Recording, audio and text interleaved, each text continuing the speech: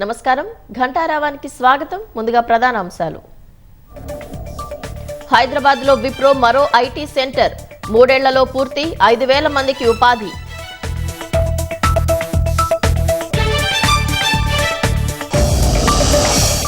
అభివృద్ధిలో ప్రపంచంతోనే పోటీ అన్న రేవంత్ రెడ్డి $5 ట్రిలియన్ ఆర్థిక వ్యవస్థలో భాగస్వాములవుతామని వెల్లడి.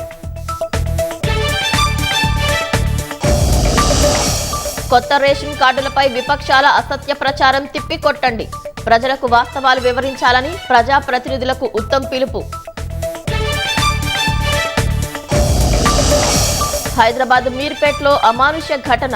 భార్యను ముక్కలుగా కోసి దారుణంగా చంపిన భర్త.